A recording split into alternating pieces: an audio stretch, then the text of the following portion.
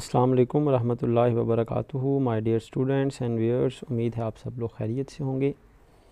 तो स्टूडेंट्स, जैसा कि आप जानते हैं कि आज बिज़नेस रिसर्च मेथड का 6th लेक्चर है जो हम कंडक्ट करने जा रहे हैं। इससे पहले स्टूडेंट्स हम 5 टॉपिक्स जो हैं बिज़नेस रिसर्च मेथड्स के हवाले से डिस्कस कर चुके हैं। वो 5 टॉपिक्स कौन से हैं, ज़रा एक दफ़ा मैं आपको ब्रीफ़ कर दूँ। टॉपिक नंबर 1 हमने डिस्कस किया जी बिज़नेस रिसर्च की definition and importance of business research for manager, जैसे जिसकी वर्डिंग मैंने बताई इस तरह भी पेपर में पूछी जा सकती है। How the knowledge of business research contributes to effectiveness of manager और benefits of business research for managers. Then second topic हमने पढ़ा define internal and external researcher. Internal और एक्सटर्नल रिसर्चर किसको कहा जाता है, and what are the advantages and disadvantages of internal and external consultant और researchers. Then topic number 3 हमने discuss किया define business research, explain different types of business research, explain applied, basic and action research with the help of suitable examples of each. Then differentiate, इसी का substitute topic है, मतलब name है, differentiate between applied and basic research with examples. Then topic number 4 हमने discuss किया जी define scientific research, explain the hallmarks of और main characteristics of scientific research. Topic number 5 हमने डिस्कस किया जी explain the hypothetico deductive method of business research और explain 7 steps process of scientific investigation.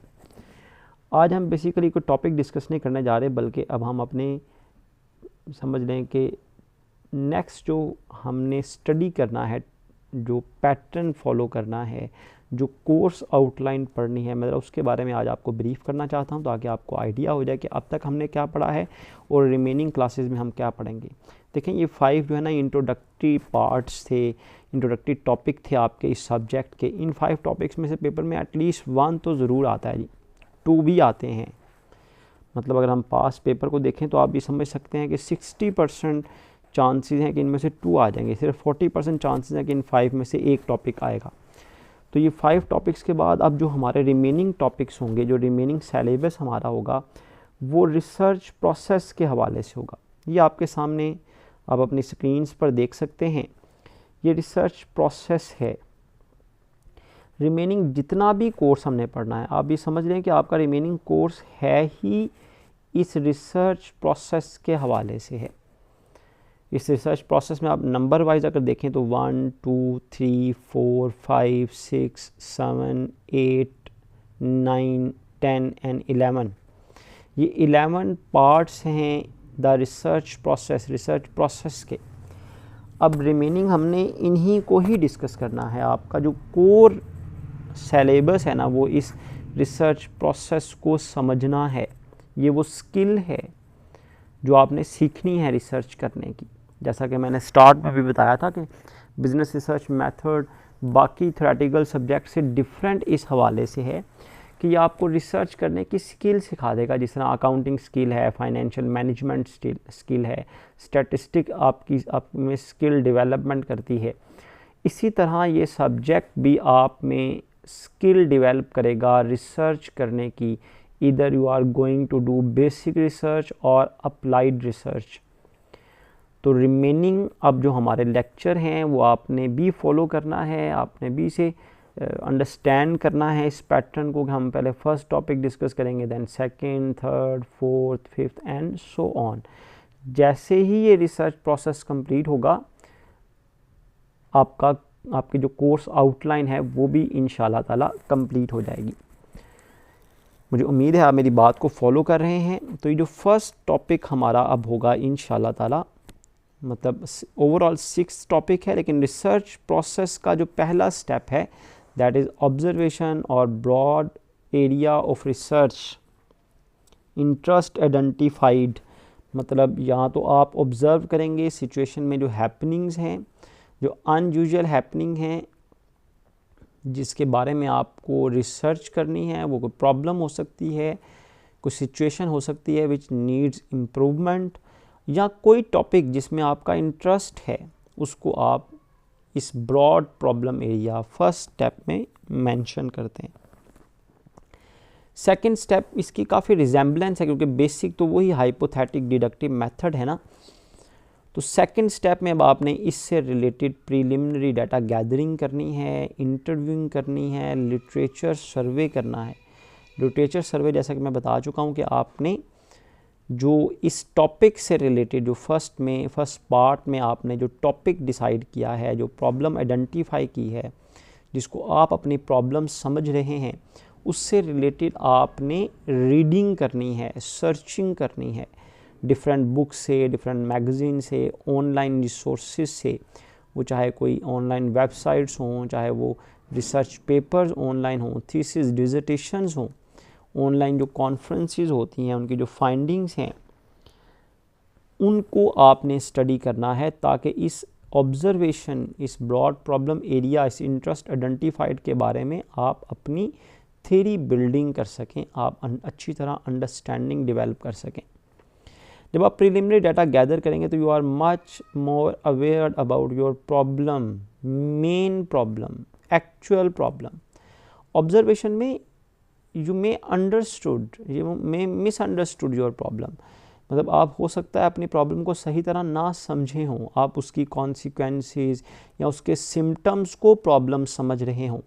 तो third part जो होगा, जब आप प्रीलिमिनरी डाटा गैदर कर चुके होंगे, देन यू आर एबल कि अब आप अपनी प्रॉब्लम को डिफ़ाइन कर सकते हैं, एक्चुअली राइट डाउन कर सकते हैं, स्टेटमेंट की शक्ल में लिख सकते हैं भाई हमारी ये प्रॉब्लम है, जिसके बारे में हमने फर्दर रिसर्च प्रोसेस जो है वो फॉलो करना है।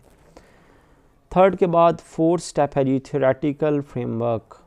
थ्योरेटिकल फ्रेमवर्क जैसा कि मैं पहले भी बता चुका हूँ, जो आपने प्रॉब्लम डिफ़ाइन की है, जो आपने लिटरेचर सर्वे किया है, उसकी बुनियाद पर आपने जो वेरिएबल तलाश किए थे, उन वेरिएबल्स का आपने एक नेटवर्क बनाना है, एक थ्योरी बनानी है, एक मजमून बनाना है, एक सीक्वेंस बनाना है, ताकि रिसर्च पढ़ने वाला, आपकी जो प्रोडक्ट है इसको पढ़ने वाला ये अंडरस्टैंड कर सके भाई कि आपने किस हवाले से रिसर्च की है। थ्योरेटिकल फ्रेमवर्क में उन वेरिएबल्स का रिलेशनशिप बताने के बाद, उन वेरिएबल्स को डिफ़ाइन करने के बाद कि भाई ये वो फैक्टर्स हैं जो इन्फ्लुएंस कर रहे हैं सिचुएशन को, ये डिपेंडेंट हैं, ये इंडिपेंडेंट हैं, ये मॉडरेटिंग है, ये मीडिएटिंग है या इंटरविनिंग है। उसके बाद आपने इनकी possible tentative statements written down करनी है, जनरेशन ऑफ हाइपोथेसिस, मफरूज़े बनाने हैं, उन फैक्टर्स को मद्देनज़र रखते हुए जो फैक्टर आपने लिटरेचर सर्वे में आइडेंटिफाई किए थे और जिनका नेटवर्क आपने थ्योरेटिकल फ्रेमवर्क में बनाया था। इन थ्योरेटिकल फ्रेमवर्क का जो नेटवर्क है, इसकी बुनियाद पर आपने हाइपोथेसिस जनरेट करने हैं। जब आप हाइपोथेसिस जनरेट कर चुकेंगे, देन सिक्स स्टेप होगा जी फर्दर साइंटिफिक डाटा कलेक्शन, जिसको आपने हाइपोथेटिक डिडक्टिव मेथड में पढ़ा था।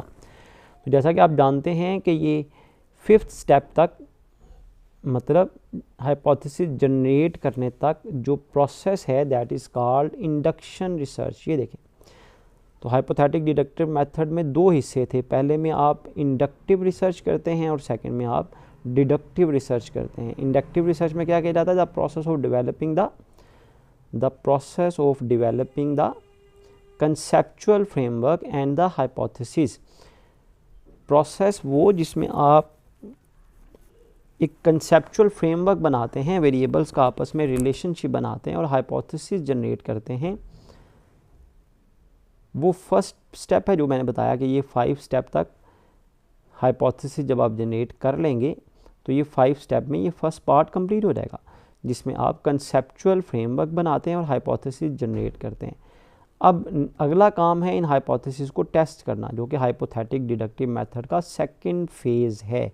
ये सेकंड फेज़ है, the design including planning of the actual study, location of the study, selection of sample and collection and analysis of data.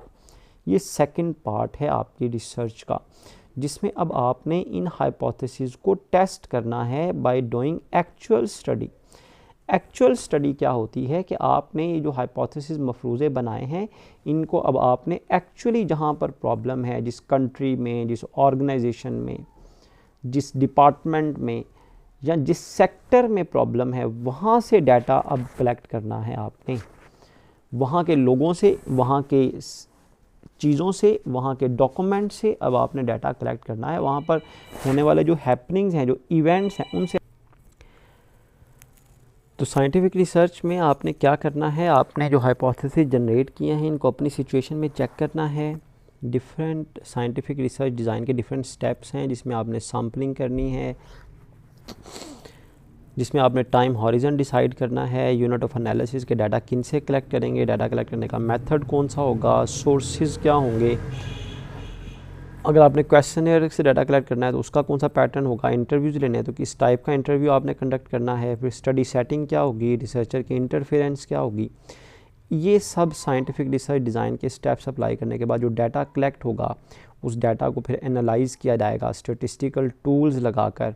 जब statistical tool लगाएंगे तो आपके पास रिज़ल्ट आ जाएगा, डिडक्शन आ जाएगी कि भाई ये वाला मफरूज़ा ठीक है, ये हाइपोथेसिस ठीक है और ये हाइपोथेसिस रिजेक्ट हो रहे हैं, इनके ज़्यादा परसेंटेज में हमें रिस्पांस मिल रहे हैं, इनके कम परसेंटेज में रिस्पॉन्सेज मिल रहे हैं।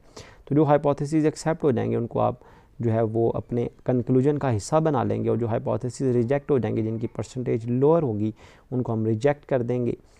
इस तरह जो डिडक्शन होगी, दैट इज़ कंक्लूजन, जिसको आपने अल्टीमेटली रिसर्च प्रोसेस में शो करना है। यही वो स्किल है जो आपने सीखनी है कि किस तरह आप डिडक्शन तक पहुंचेंगे। जब आप डिडक्ट कर लें, जब आप रिज़ल्ट निकाल लें, कंक्लूजन निकाल लें, तो नेक्स्ट स्टेप है जब आपने रिपोर्ट राइटिंग करनी है।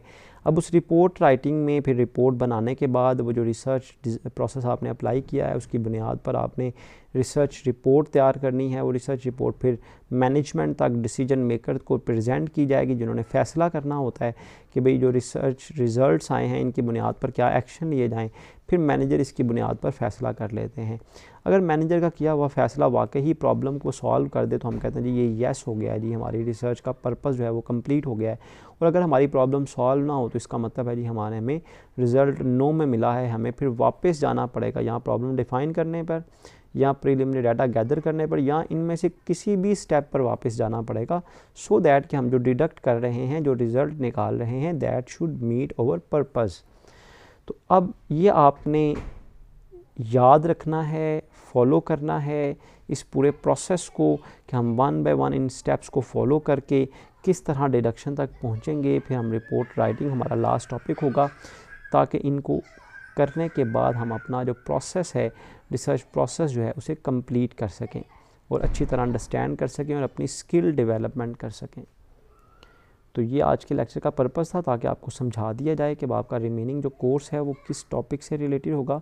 तो ये पूरा रिसर्च मेथड है जो आपने सीखना है। This is why is this subject named as business research method. ये बिज़नेस में रिसर्च करने का मेथड है, ये स्टेप बाय स्टेप प्रोसेस है। उम्मीद है ये लेक्चर आपके लिए बड़ा हेल्पफुल हुआ होगा। इसी के साथ मैं अपनी वीडियो को यहाँ पर वाइंड अप करता हूँ। जज़ाकुमुल्लाह खैरा।